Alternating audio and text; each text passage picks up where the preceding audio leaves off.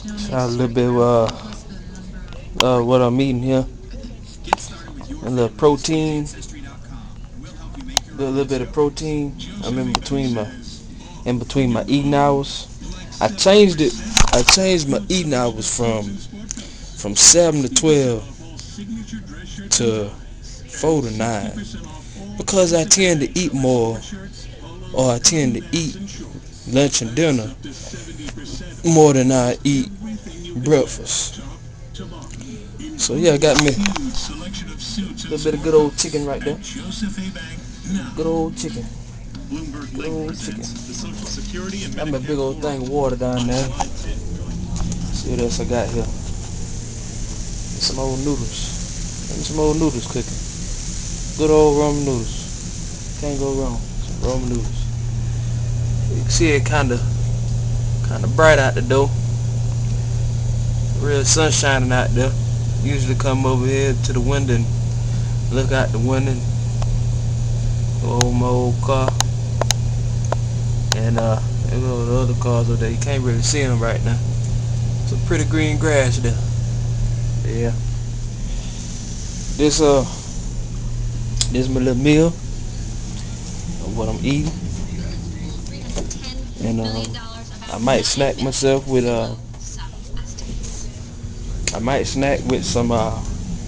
some Weight Watchers yogurt. I might snack with that. I meant dessert with that. So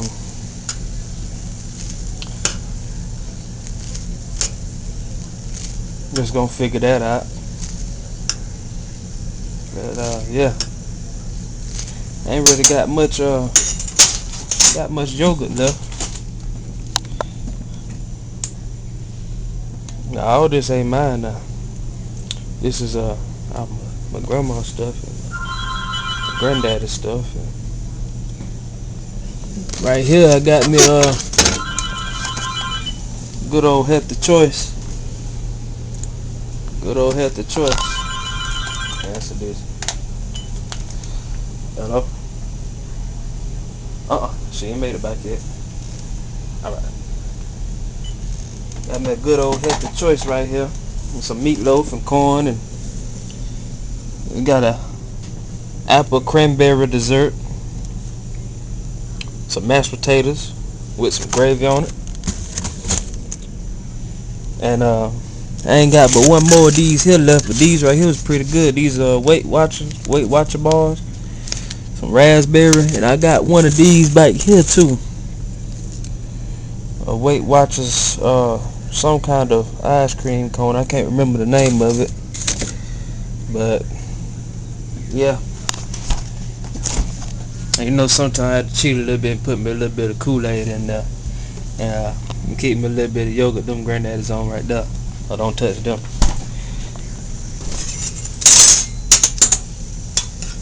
But yep, that's just what I'm eating there.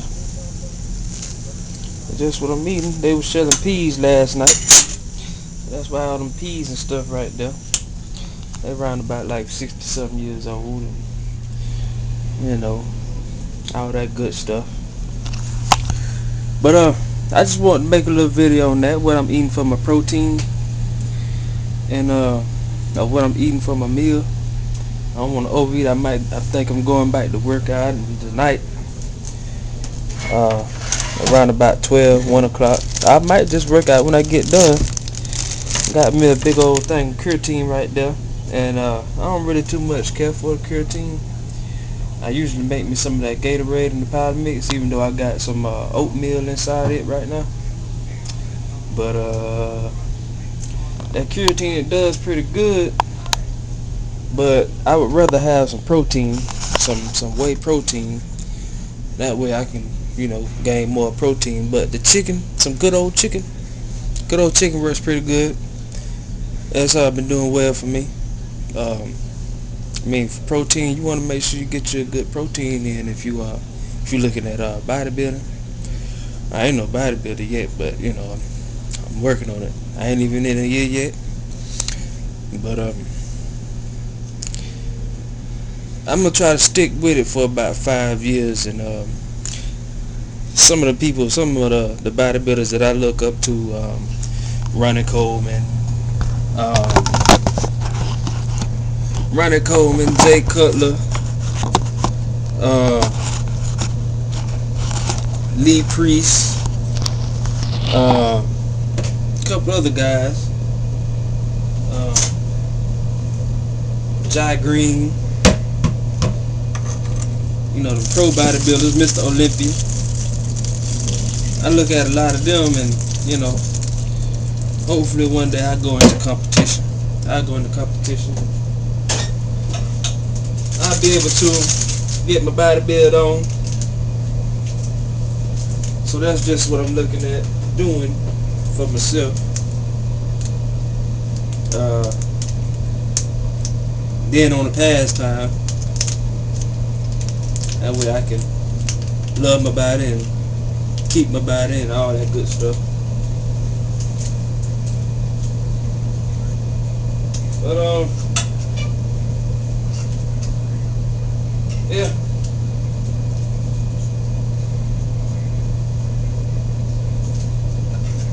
I mean, it's nothing unordinary about my day. My days are usually the same.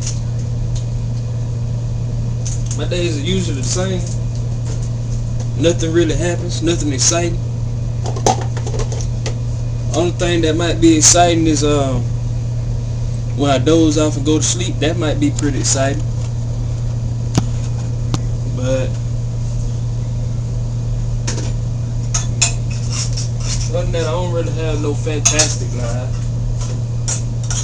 Hopefully one day I will.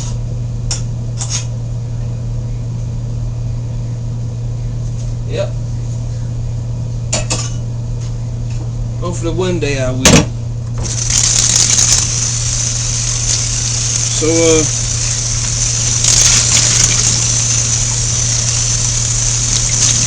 like I said, I don't too much do a lot of talking. I just do it and I stick to the basics instead of going all advanced. And that's just what I do. All I see is one room, some good old chicken, and a bowl of noodles. I get my protein and I get my water. This is everything I'm around. I'm my workout bag with my perfect push-ups and some gloves in there. My degree right there for my bachelor's degree. Got me some shades on my lampshade and my calendar, and that's my high school stuff, my high school plaque, and I was in the band, and they got my medals and my AIU school card with my tassel and some pictures and some keys. I got a lot of keys now. If you notice, I have keys everywhere. This right here is just my business lined out up on the wall, so it keeps me going. Whenever I feel like I just can't think of nothing, I'll look at one of them and I'll figure out something. Got me a collage of pictures. I got some more ID tags of some of my old jobs, and got my mirror right there that I sit on. That's my body ball right there. My body ball. I do my crunches on it. Do my crunches on my body ball, and it's really effective. Either sitting on the ball or laying down with my feet up, propped up on the ball. And that's my guitar down there. I love playing with it sometimes, and when I ain't got nothing to do or when I don't have anything to do. And this right here is one of my mainframe computers. That right there is my mainframe computer number 2, and that's my mainframe computer number 1. Mainframe computer number 1 is more portable, so that's why I named it my number 1. I keep my little sign of my portable 6x9s right there, and I got my iPod on the inside of it. And whenever I get on my bicycle and ride, as soon as they send me my screw and I can fix it, then I'll be able to keep going. I got me a big old basket right there with some everything on it, cap and gowns, some baseball hats, and some fitted caps and band hat that I never did take back to school. And I mean, this is all the stuff I'm really around. I got a lot of books up there that I don't really read. I think I read like one of the books that's up there, like maybe 50, 60 pages. And my Tiger Towers, I love my Tiger Towers. I just love them. And then up on my shelf is my degrees, my associate degree and my high school degree. I never did think that I would ever make it this far, but thank the blessing that I made it this far. All the glory goes to God. And some more pictures right there. And I mean, it's kind of junky. It's kind of junky. Got my keyboard over here in the corner. I rarely get on it, but ever since I got my guitar, I get on my keyboard sometimes and, key around a little bit. My dressers, my junk up top, iron, fragrance of smell goods. I mean, I like to decorate my stuff, and that's my other travel bag that's hanging over there, my blue bag. Um, well, that's about it. I like looking at that right there all the time. And I bet you probably wondering, like, where's the bed? Where's the bed? Well, there's the bed, and there's the bed. So, um, I don't have to put up both of them. I just leave this one here up, and I just use this one here.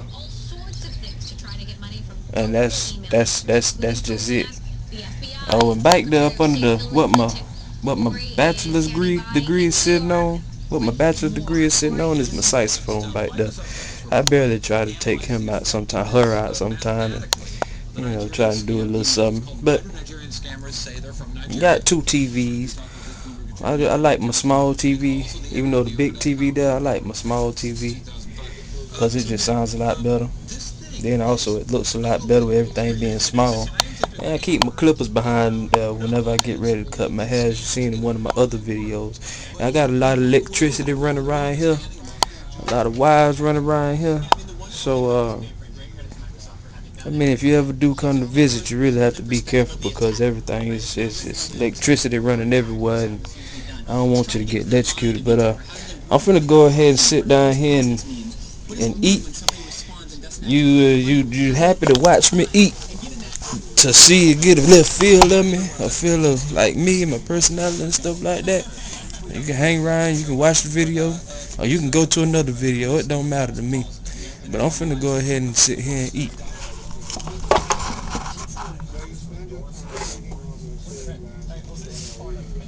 Yep, got some good old chicken.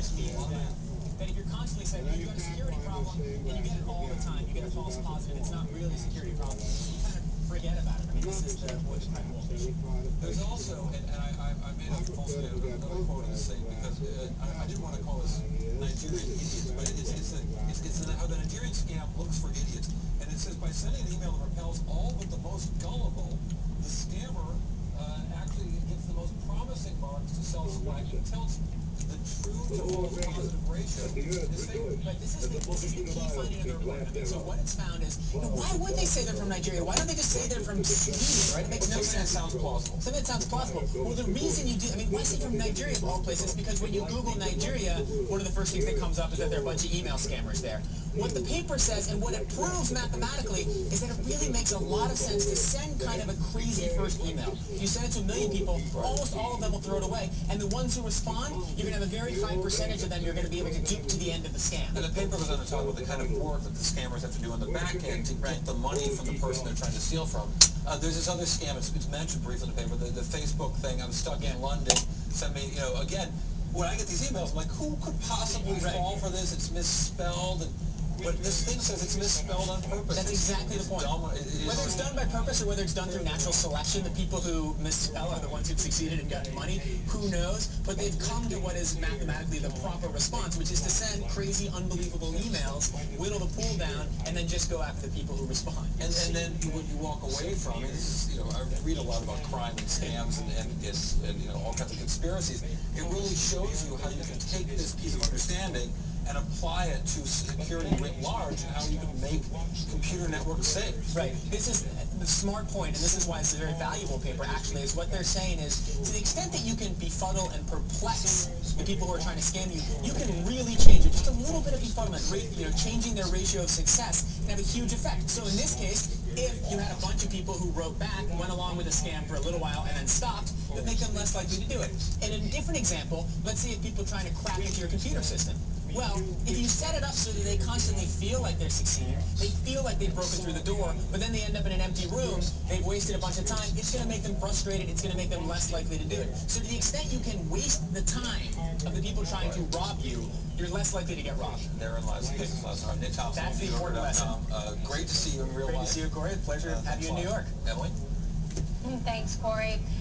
Well, Disney's Pixar has a new film out this weekend, one the company is hoping will launch a whole new franchise around a whole new kind of Disney princess. We find out how brave that is coming up.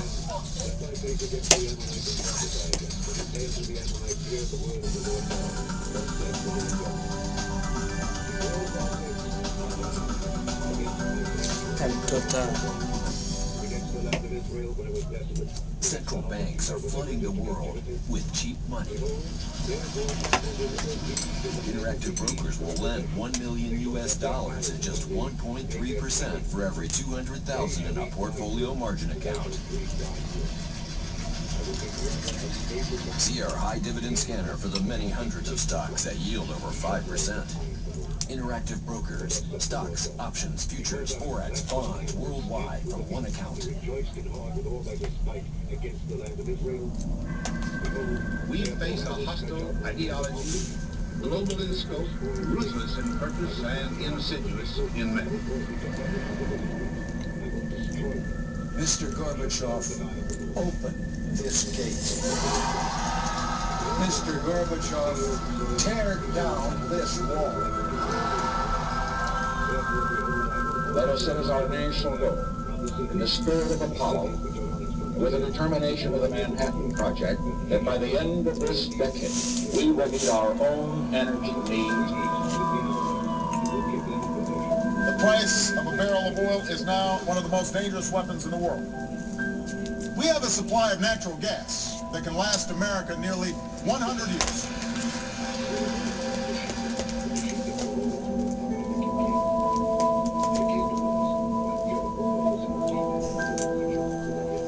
I finally quit smoking. It was the smartest thing I've ever done. There was always a reason to put it off. And then a friend told me about 1-800-QUIT NOW. They gave me a quit coach to help make a real plan. And it was free. I'm a quitter. You know what? You can be too.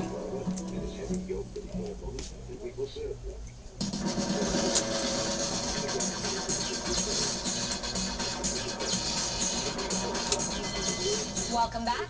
I'm Emily Chang. Ever wish you didn't have to carry around the cord to charge up your phone or tablet? Well, there's good news. The wireless charging market may be on the verge of exploding. Starting in New York City, well, you'll soon be able to charge your phone at hotspots. And the company leading the charge, Duracell Power